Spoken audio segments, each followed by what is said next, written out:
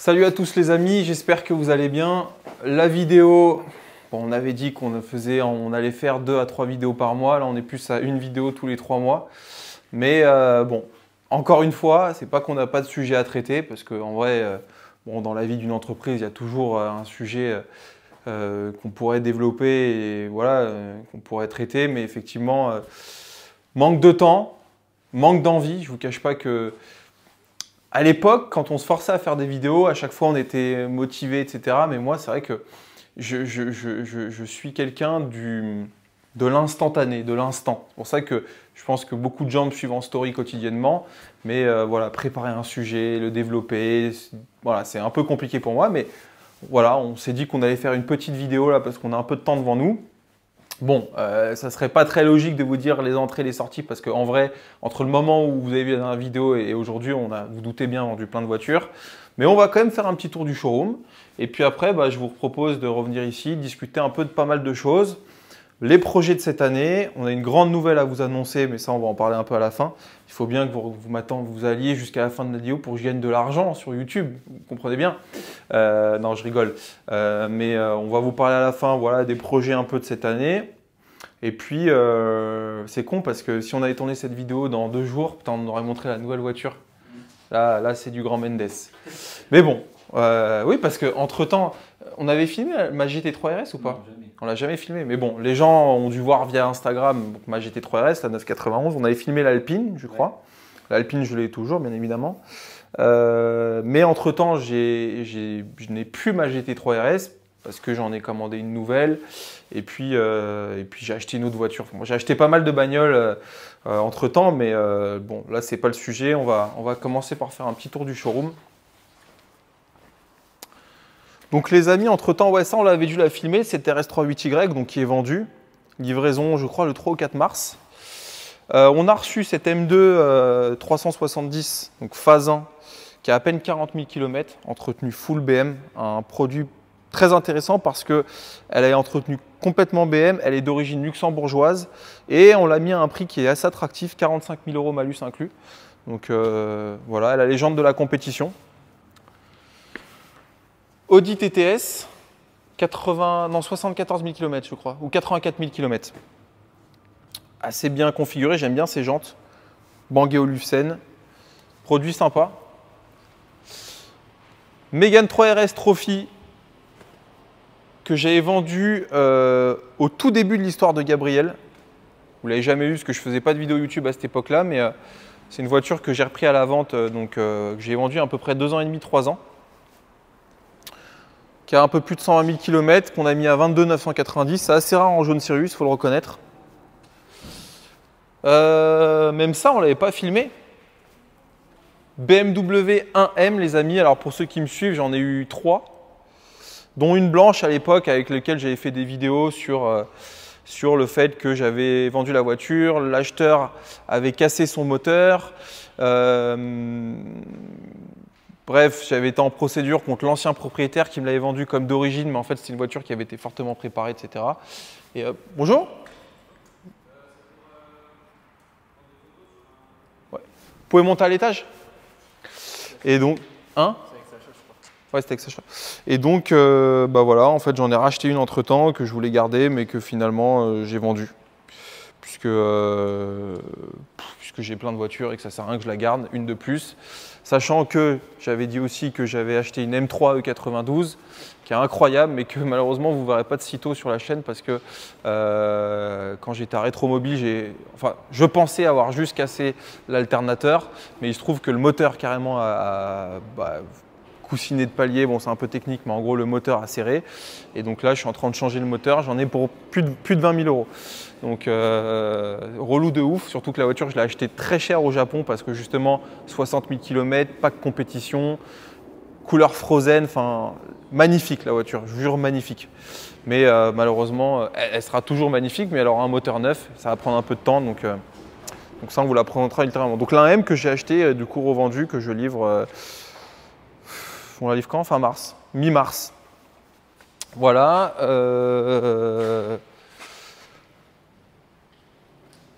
Ça les amis, pareil, ça je crois que vous ne l'aviez pas vu. Audi RS6. Bon, vous connaissez, j'en ai eu une ou deux, voire trois. Ouais. Une rouge, ouais, une noire, deux noires, donc c'est la quatrième.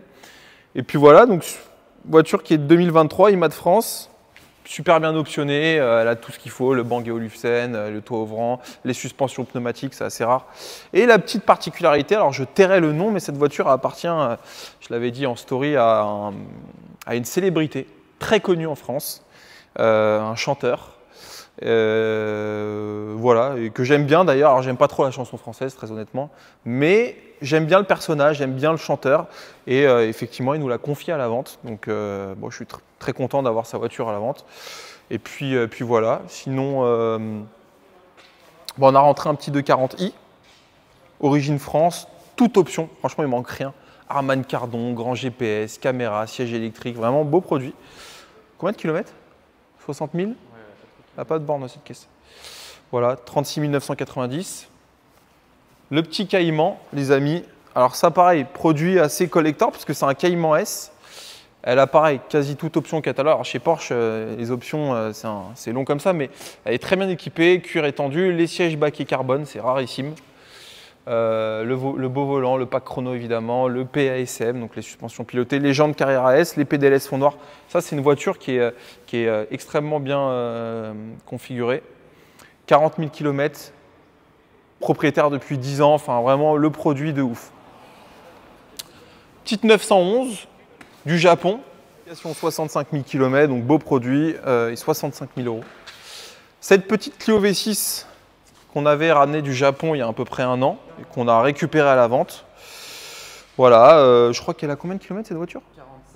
47 000 km et on l'a mise à 49 900. Ouais. IMA de France, tout nickel, carnet complet, bah, il est là.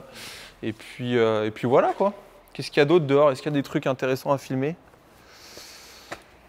Non, il n'y a rien, ça sert à rien. Il y a la Polo. Ouais, la Polo WRC, ouais, qu'on a vendue, livraison demain. Donc voilà les amis, bah écoutez, on va se mettre au bureau tranquillement, on va discuter un petit peu, on va laisser les autres travailler. Bah, c'est aussi pour ça qu'on ne fait pas beaucoup de vidéos, c'est qu'en fait il y a des allées et venues constants dans le garage, des clients qui rentrent, qui sortent, et c'est toujours un peu délicat de filmer, les gens arrivent. Donc c'est pour ça que voilà, là on a une petite fenêtre, on va se mettre dans le bureau tranquillement.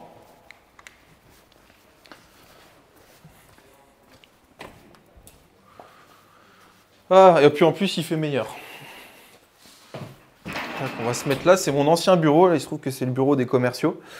Mais déjà les amis, par rapport à l'activité, donc je vous rappelle pour ceux ou celles qui voudraient, faut savoir qu'avec Transacoto et même Gabriel, j'ai pris un virage, c'est que j'achète quasiment plus de voitures. J'ai un tapis de trésorerie que je conserve pour faire des reprises, ça me permet de sortir des voitures que j'ai en dépôt-vente ou autre.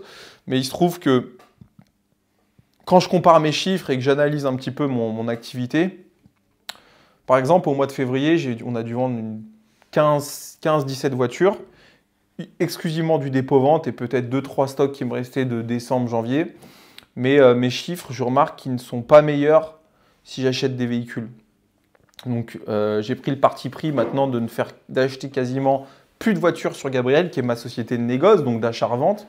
Mais effectivement, moi, vous le savez, ma position sur cette activité-là, depuis que je suis avec Transacoto, elle est la suivante, c'est que je trouve que acheter des voitures et d'avoir beaucoup d'argent immobilisé, c'est, en tout cas en ce qui me concerne, parce que j'ai la chance d'avoir cette exposition médiatique, même si elle est relative, mais force est de constater que beaucoup de gens me déposent leur véhicule à la vente parce que je suis sur les réseaux sociaux, que j'ai un peu plus d'exposition que les autres garages. Donc effectivement, moi j'ai la chance de pouvoir capitaliser sur ce modèle économique qui est le dépôt-vente. Et sur Gabriel, bah, je tends à le faire de plus en plus. Et donc de ce fait, je vous invite les amis, si vous voulez vendre votre véhicule, à me confier votre véhicule à la vente parce que bah, voilà, j'ai cette exposition, j'ai le sérieux, je pense que mon garage a une bonne réputation. Je suis raisonnable dans mes commissions d'intermédiation. Je suis entre 1 500 et 2 500 € pour des véhicules un peu plus chers, mais c'est relativement faible pour vous. Et je peux me permettre de mettre le véhicule un peu plus cher sur le marché parce que je suis professionnel, parce que j'ai des bons avis Google et qu'à annonce à véhicule identique, un particulier, je peux le vendre un peu plus cher. Je le garantis, etc. Donc vous vous y retrouvez sur votre net vendeur et vous épargnez tous les gars qui vous envoient des SMS, des appels, des trucs un peu bizarres. Nous, on est pro, donc ça filtre un petit peu ce genre de gens. Et puis bon, on a l'habitude, c'est notre métier. Voilà, il faut le dire. Des gens qui nous appellent pour des échanges, des reprises, on en a tous les jours. Mais on accepte ça parce que on gagne de l'argent comme ça. Donc voilà les amis, pour le dépôt-vente, n'hésitez pas vraiment à nous contacter si vous avez un véhicule à la vente. Même si vous habitez loin, ce n'est pas incompatible. Nous, on a des gens qui nous confient leur véhicule de loin et ils nous le déposent, ils reprennent le train à Massy et on s'occupe de tout à distance. Et on finit toujours par arriver à nos fins. C'est-à-dire que c'est très rare quand on n'arrive pas à vendre des véhicules. Quand on n'y arrive pas, c'est que soit le véhicule est très spécifique, genre des gros SUV, des trucs un peu compliqués, tu vois, ou que le prix n'est pas en adéquation. Alors nous, quand on nous propose un véhicule, à la vente, en dépôt-vente, on fait une estimation.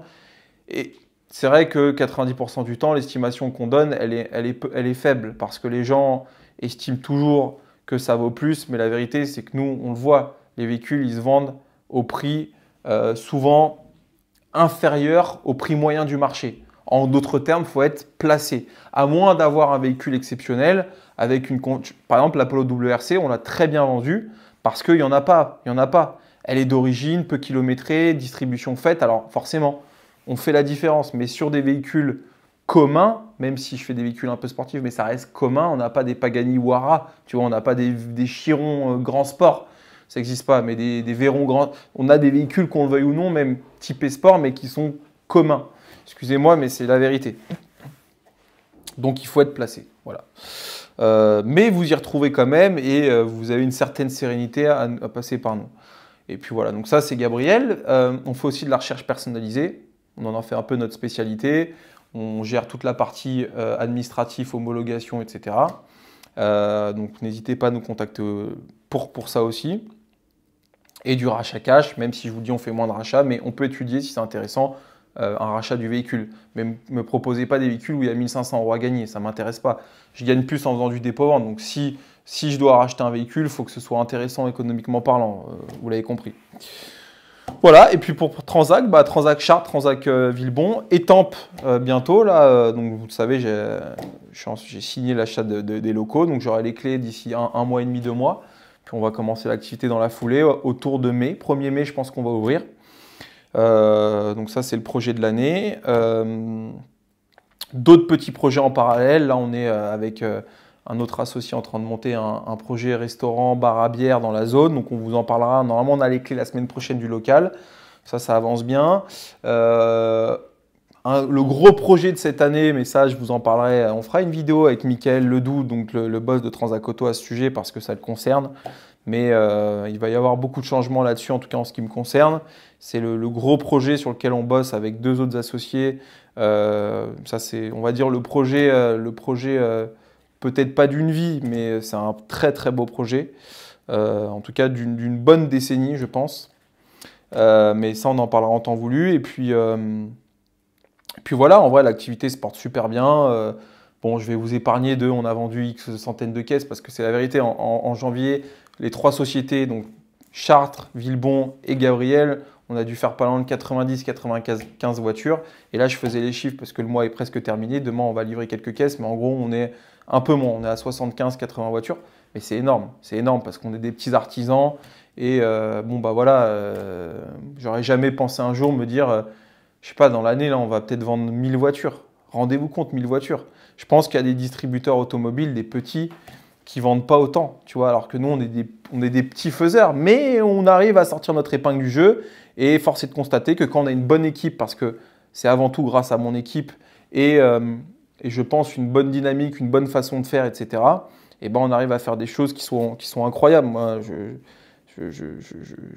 à l'époque, il y a 3 ans, 2 ans et demi, quand j'ai monté Gabriel, et en parallèle, on faisait Gabriel Automobile avec Kevin, que vous connaissez, on faisait du PPF. Si je vendais 3 voitures dans le mois, j'étais content. Là, dans le mois, on en vend presque 100. C'est incroyable. Et avec Étampes, on va encore développer ça. Donc, on va dépasser les 100 voitures par mois, c'est sûr. En plus, j'ai recruté une belle petite équipe pour Étampes là, qui se profile. Donc, ça va être une super aventure. Donc voilà un peu. Il y avait quoi comme sujet sur lequel on pourrait... Les nouveaux malus. Les nouveaux malus, très intéressant. Vous le savez, la loi de finances est passée. Alors peu de gens le savent et je pense que cette vidéo elle va en instruire plus d'un. Dans la loi de finances étaient glissées quelques lignes sur justement les malus automobiles. Il y a eu une petite réforme là-dessus. Alors il faut savoir qu'à partir du 1er mars, le malus maximal qui était de 60 000 euros passe à 70 000 euros. La grille s'est durcifiée, c'est-à-dire que les seuils de déclenchement sont abaissés et je ne vais pas vous faire tous les exemples, mais sur des véhicules, c'est là où tu vois que le gouvernement, ils n'ont pas la lumière à tous les étages, mais des véhicules français fabriqués en France, alors pas forcément fabriqués en France, mais en tout cas français, qui sont des véhicules populaires, généralistes, sont malucés. Des 3008, des trucs, des machins. Donc voilà, on tend vers ça. Et surtout, très important, parce que ceux qui me suivent, je pense, et nous, c'est aussi pour ça qu'on arrête un peu l'import et d'acheter des bagnoles, parce que ça ne joue pas en notre faveur en ce sens-là. Mais en gros, sur des voitures d'import, à l'époque, on avait 10% d'abattement par an par rapport à la date de mise en circulation. Donc, sur des voitures qui ont 5-6 ans, on s'y retrouvait pas mal par rapport au marché français. Mais aujourd'hui, cette grille-là, c'est aussi durcifié. C'est-à-dire que maintenant, ça se dit durcifié ? Ouais. Maintenant, ça va de 6 mois en 6 mois. Et en gros, on y perd. Je vous donne un exemple concret. Ma MU de compétition, dont le malus, elle est 2020. On est en 2025. 2020, le malus maximum, c'était 10 000 euros. Ouais, c'était ça, c'était 10 000 euros ou 10 500. Non, c'était 20 000 euros, excusez-moi. Mais comme elle a 5 ans, 50%, on a 10 000 euros. Sauf qu'à cause du nouveau malus en vigueur au 1er mars, ça va passer. Mon malus, du coup, les calculs font que ça va être 13 000 euros au lieu de 10 000. Donc attention les amis, ça peut être game changer, si je peux dire, pour ceux qui veulent importer un véhicule. Voilà. Donc, bon, bah, on va pas faire un long débat, on va pas se lancer dans la politique maintenant, mais il est clair qu'on constate que ben voilà, maintenant, ça devient très compliqué, les voitures plaisir, à moins de tabler sur des vieilles voitures qui ont plus de 15 ans, parce que oui, du coup, maintenant, les malus, puisque la grille s'allonge et que le calcul est différent, maintenant, vous aurez un malus même sur un véhicule qui a 12, 13, 14 ans. C'est qu'à partir de 15 ans qu'on a un abattement à 100%. À l'époque, c'était 10 ans, puisque c'était 10% par an. Donc, bon, c'est épouvantable. Qu'est-ce que vous voulez que je vous dise? C'est épouvantable. Il y a la TVA, il y a le malus. Maintenant que vous achetez une voiture de sport, eh ben, vous allez vous payez plus de taxes que de voitures. C'est incroyable, c'est inédit. Et je ne parle pas de l'essence sur laquelle l'État gagne de l'argent. Je ne parle pas de l'assurance. Vous savez, sur l'assurance, il y a une taxe qui s'appelle la TCA, qui n'est pas une TVA, mais qui est une taxe pareille sur l'assurance que vous payez. Bon, c'est insupportable. C'est insupportable ce pays. Et c'est pour ça que d'ailleurs, je dis souvent en story, moi, c'est très moi, mais en même temps, c'est une vidéo sur moi. Hein, donc j'ai le droit de parler de moi, mais j'en parle souvent en story. Mais moi, comment dire, ma résidence en France est comptée en termes de jours, puisque moi, je l'ai dit, je me donne 5 ans et ensuite je me casse, c'est clair. Et je ne me casse pas pour des raisons économiques. En vrai, bon voilà, ça fait partie de l'équation. Mais regarde, je me suis acheté enfin bref, je me suis acheté plein de caisses. Financièrement, les activités, tout, ça va très bien pour moi, je n'ai pas à me plaindre. Mais au-delà de ça, c'est un tout. Je suis aussi un peu aventurier. J'aime bien me dire que je vais essayer de faire des choses ailleurs. Mais globalement, moi, voilà, la France, ça y est, j'en ai marre. Et puis, à chaque fois qu'on demande à un mec qu'est-ce que t'aimes de la France, il va te dire moi, j'aime le fromage et la charcuterie. Tu peux aller à l'hôpital gratos. Et il y a plein de paysages diversifiés. C'est vrai, on dit ça de la France. Mais il n'y a personne qui va te dire ouais, il fait super bon vivre en France. En vrai, frère, il fait plus bon vivre en France. Pays insécurité, c'est sans arrêt une réforme qui vient en plus te mettre des bâtons dans les roues. Surtout pour un entrepreneur, c'est dur de vivre en France. Pour un chômeur, c'est un peu plus simple, mais pour un entrepreneur, c'est dur. Et puis ouais, voilà, je pense que des beaux paysages, tu en as dans d'autres pays. Je pense que le camembert, quand tu gagnes de l'oseille, tu vas l'acheter dans une épicerie. Et l'hôpital, alors oui, c'est un vrai sujet. L'hôpital, oui, effectivement. Mais quand tu es jeune, en bonne santé, moi je bouffe des crudités, je fais du sport le matin. je pense que tu as un peu moins de chances d'aller à l'hôpital. La santé, c'est quelque chose qui se contrôle, les amis, sachez-le. J'avais lu une étude assez intéressante que 70 ou 75% des cancers, tu peux les éviter. Alimentation, activité physique, pollution. Bien sûr, quand tu habites à Paris, forcément, tu as une espérance de vie qui est un peu diminuée. Stress, très important. Alors ça, c'est pas très bon quand tu es entrepreneur parce que le stress, ça va avec. Mais globalement, tu peux capitaliser sur ta santé. Et ce que j'essaye de faire, parce que la santé, c'est un peu, je pense, le seul truc que tu peux pas acheter, et le temps. Mais voilà, je pense que si tu veux, la vie, elle est longue, mais en même temps courte. Et c'est dommage de se dire, je vais faire toute ma vie en France. Et encore une fois, j'aurais ce même discours si les impôts étaient moins élevés. Ce n'est pas le sujet. Mais ça fait partie aussi. Parce que quand tu entreprends et que la réussite, la métrique de la réussite dans un monde capitaliste, c'est l'argent, qu'on le veuille ou non, bah, le but, c'est d'en avoir le plus possible. Même si au bout d'un moment, tu ne peux pas avoir 10 bagnoles ou tu ne peux pas bouffer 10 entrecôtes. Mais effectivement, un peu comme un coureur de marathon, il voudrait réduire le plus possible son temps, tu vois. Alors qu'au final, il va le courir son marathon. Je ne sais pas si vous me suivez. Et c'est pareil dans la musique. Moi, j'adore la musique. Bon, quand tu as vendu 10 millions d'albums, tu es assez riche pour faire ce que... Mais tu veux toujours repousser ce curseur. Et dans le business, moi, ma passion, c'est un peu ça. Mais j'adore ça. Donc, je me dis que le but, c'est de gagner toujours plus d'argent. Et en France, c'est compliqué. C'est compliqué. Mais en même temps, là où c'est intéressant, c'est que c'est un petit peu comme... je vais reprendre cette image du marathon. Courir un marathon pendant 41 ou 42,2, je crois, je ne sais plus ce que c'est le nombre mais c'est un truc comme ça,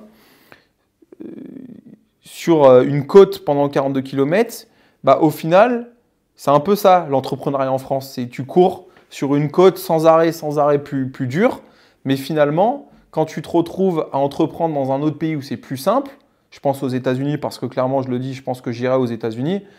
C'est un peu un rêve que j'ai. J'irai pas à Dubaï fumer des chichas, c'est pas du tout mon truc. Moi, ça sera plutôt les States. Bah, au final, tu te dis que si tu as réussi en France, tu réussis peut-être plus facilement ailleurs, je pense. Bah, quand tu te mets à courir un marathon après sur du plat, tu te dis que celui que tu as couru en pente pendant 42 km, c'est simple. Donc bon, voilà, c'est un peu ma vision des choses. Je dis pas que j'ai une science infuse, mais voilà quoi, en tout cas, les malus, l'activité se porte bien, plein de projets pour cette année, plein de caisses aussi. Bah, dans 2 jours, je récupère mon nouveau daily, entre guillemets, putain, j'ai trop hâte. J'ai commandé En fait, j'ai 2 grosses voitures qui arrivent cette année principalement. Je dis putain, mais c'est ouf parce que c'est là où tu vois que je suis déconnecté parce que la caisse que j'ai dans 2 jours, si ça, c'est pas une grosse voiture, je sais pas ce que c'est, tu vois. Mais je la compte pas dedans. Mais bon, non, je suis putain de chanceux et franchement, je suis hyper heureux dans tous mes projets, mes associations. C'est super. Donc, bah voilà, les amis, c'était une petite vidéo pour faire un petit coucou, pour vous montrer, pour vous dire qu'on fait du dépôt-vente, très important aussi parce que on s'est dit qu'on allait aussi rafraîchir un peu la mémoire des gens. Et si jamais vous voulez nous confier votre voiture, n'hésitez pas. Et puis voilà, les amis. On est à combien là? Bah, un quart d'heure, mais j'ai coupé.